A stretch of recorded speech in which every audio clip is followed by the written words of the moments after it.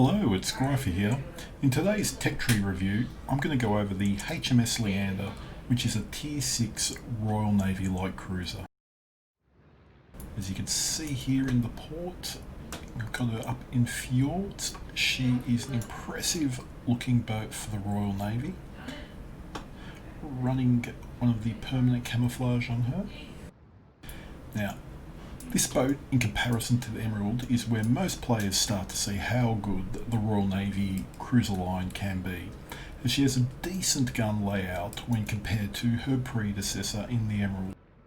Her turret configuration here is 4.2 or 4x2 for her barrels, and she still fires only AP rounds for her primary guns. Her rate of fire is 8 shots per minute, or she fires shells every 7.5 seconds. For her tier, as a tech tree vessel, she's the stealthiest cruiser in the game, though this is offset at having the shortest main battery firing range at tier 6 for a tech tree cruiser. Even the Devonshire, which has a short range, has a little bit longer range than the Leander.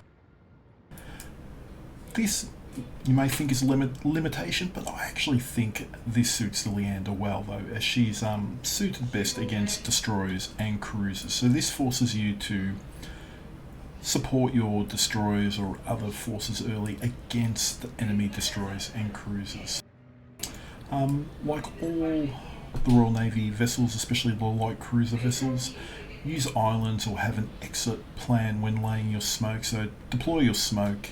Try and move around in your smoke so you've got an exit strategy, either an island to break that line of sight, or you can just accelerate out if you're radared or hydroed or your proxy spotted. You don't want to be caught out. You can always deploy your smoke in an emergency, so if you're lit by a DD and you're getting focused and you need to get out quickly, you can always lay your smoke for that as well. The Leander does continue with the great tools of the Royal Navy light cruiser. She has torpedoes when fully upgraded to 8 kilometers. She has consumables of hydro and the heel.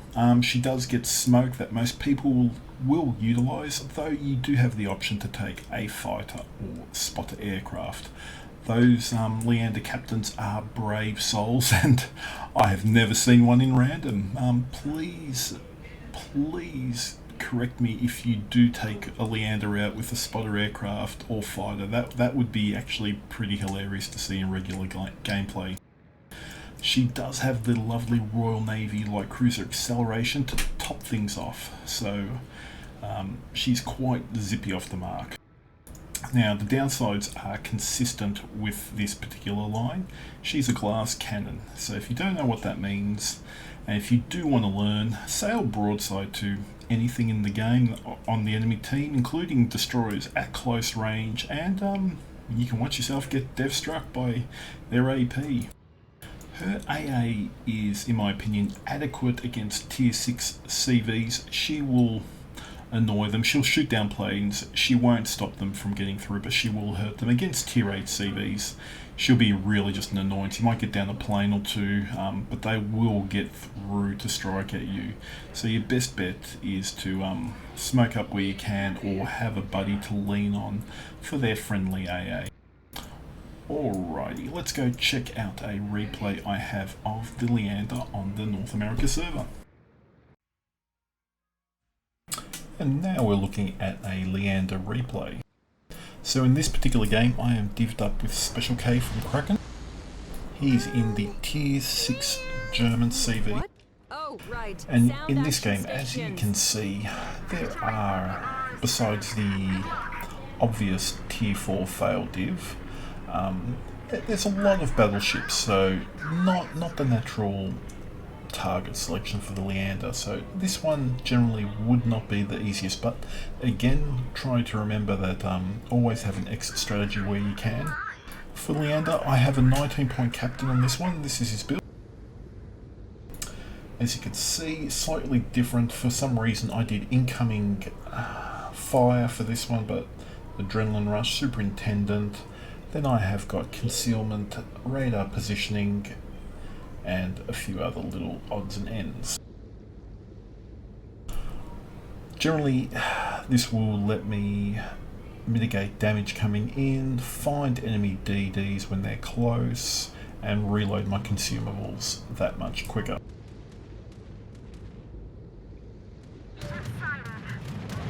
So 2 CVs per team, 1 tier 6, 1 tier 4.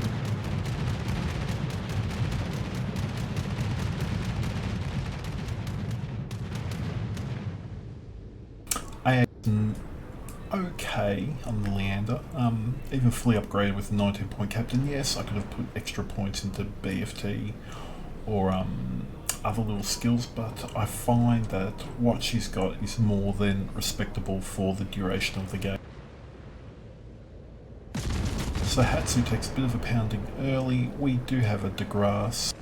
He causes me a little bit of issues, and you'll see why eventually. When boats play like this against British cruisers, they can be hard at range to do damage.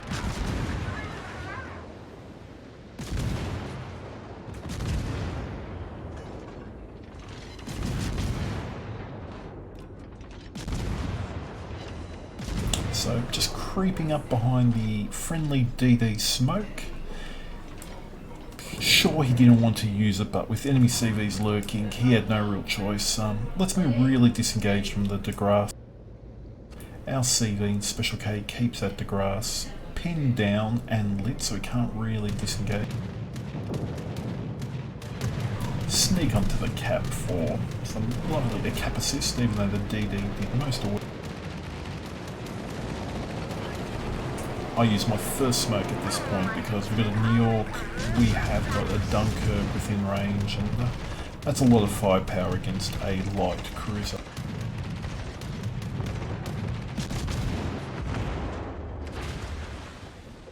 DeGrasse gets a few nice salvos in. He's really wedged himself in here, but he's got nowhere to go with CVs lurking, and we've got his north side. He can't really sail in the middle of the map. We've got a new Mex, as you can see, coming up from the southern flank, so he's in a dire situation. But he does what he can here. He basically reverses nose into me. And what damage I can do to him becomes negated. I should have been firing further back. I could see the traffic lights purple, meaning he's reversing, and I kept aiming for the front gun basically.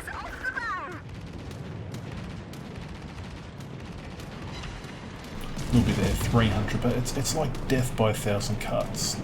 Even though I've got quick gun reload, I don't have the amount of time that I can just spend forever throwing shells out at him. But then he comes forward. Makes his life easy, so we get a kill, they got a Dunkirk. He's playing it interesting. I suppose he's only got a Bayern and a New York and myself, so he's gone nose in. The Bayern can spank him through the nose though. At this point I decide he's not focusing, we're doing soft damage. I'm not in a great position, I'm just going to sort of charge him because the New Mexico has buggered off. He's basically the last ship on the north side of the map, so use your mini-map. Won't stress that often enough, use your mini-map. He's going to fire at me, use the British light cruiser's agility, turn in, try and dodge those shots. They will hurt if they connect, but you can, at ranges, you can mitigate a lot of those. They're hopefully aiming that the player's going to be silly enough to just take the shot without turning. So the enemy Dunkirk's not being very happy. His bow tanking strategy has not worked. He's even telling that in chat. But I'm only doing 500. It's not like oh, I was lucky there. Very lucky with the light cruiser. start close enough now with the fires going.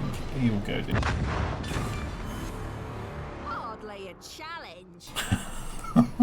He's not happy that a Leander, even though I did very little damage to him, he basically puts the woes upon me. So the northern flank is secured and we see a bounty on the horizon. The enemy CV has not been zippy enough to escape. Some nice citadels. I'm never tired of this. I miss the old Bogue citadels at tier 5 when the thing could move out at an atrocious high speed, but yeah, I'm very happy with getting these ones in Leander. CV's trying all he can to dissuade. Didn't dodge that very well. Plane kills are mounting up. 7 minutes in, 48,000, 2 kills. So far, I really have only had to deal. It's a BB heavy game, and I've only had to directly deal with one battleship, which has been much of a godsend for me.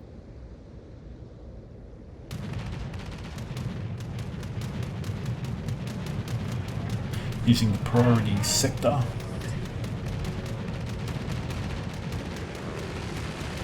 If these connect, these will obviously hurt, being AP dive bombers. Turn at the last moment? No, I didn't. I lied! Our New Mexico's down on Bravo, and the CV appears he's trying his darndest to disengage. He beached, but I foiled myself with that little island right there.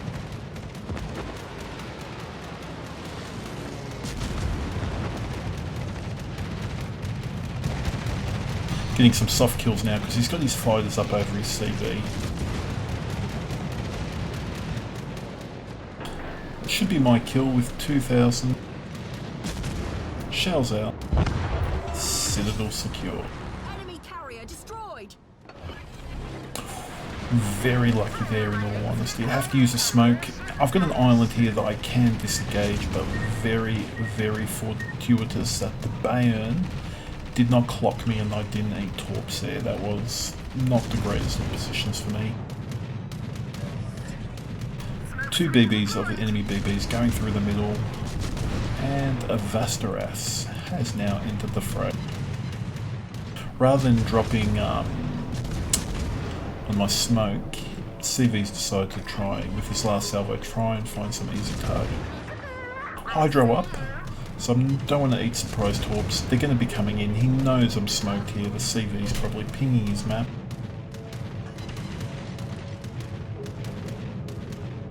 And this is probably the annoying factor of British light cruisers. You're on a flank. BBs sort of have to ignore you because you're in smoke, and DDs, if they approach you, they get joyfully touched like that. Here are the torps. Beautiful acceleration by the light cruisers means I can disengage at whim.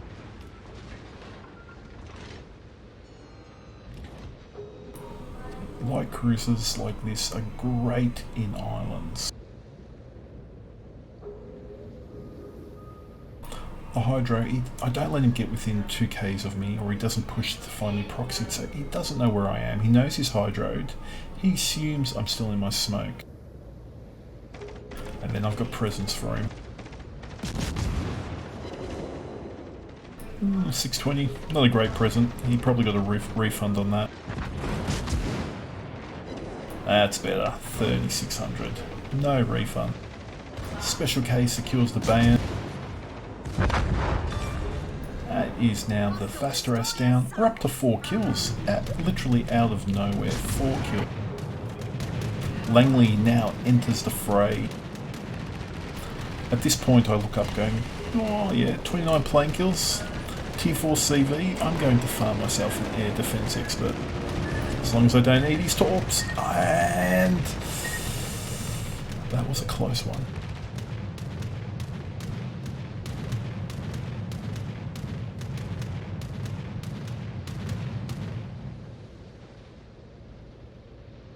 Game is pretty much over at this stage. They're down, they've only got a tier 4 CV, even though they've got 2 battleships and 2 cruisers. I really can't see them getting through our strength, considering that RPF literally tells me that the closest enemy vessel is the CV, so the Bayon's at 13 Ks, but the Langley is even closer. So this is one of the handy things for radar positioning finder on British light cruisers. If you do have a 19-point captain, I don't mind putting this because I use these cruisers as DD hunters early on or late game. You want to know where they are, and it annoys DDs when a light cruiser has these. They can basically chase them down.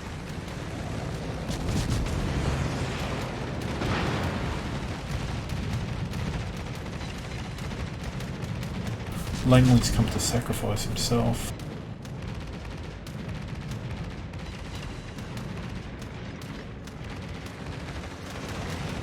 I want the air defense expert. There we go. Oh. And the Bayon takes offense to my tactics and plans. In one salvo, he nearly deletes me.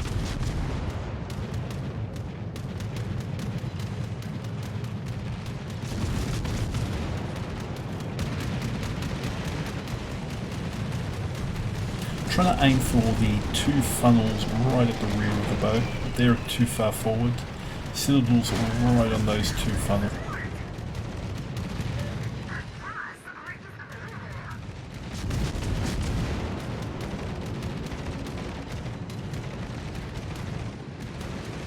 That one looks better, adjusting the aim. There we go. Citadels, cracking. 113,000, 42 planes. And a smidge of health left.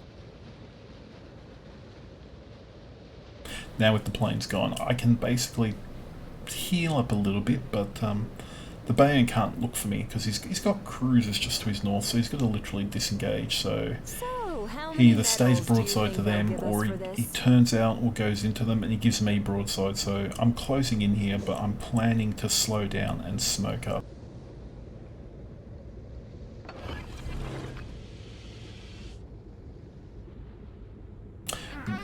The Bayon didn't have much choice. Yeah, he was between a rock and a hard place. He can't see me, so better to mitigate damage to the front.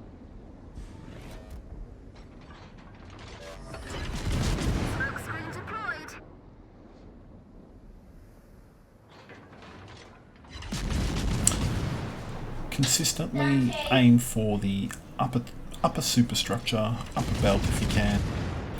And another trick, move in your smoke. As you go up the tiers, players become quite adept at aiming at smoke, especially when you've got high rates of fire. Even 7 seconds is quick enough that a player holding his shot will try and aim for you in smoke. So constantly go forward a quarter, go back a quarter, and that lets you reposition, but I'm just leaving here. It's end of game, trying to get some more damage, closing the distance. Couple seconds, that'll be game over. Got a Confederate in the last few seconds. Looking at the end XP, Leander 2500 base XP, not too bad. And the end game screen, air defense expert, Confederate Kraken.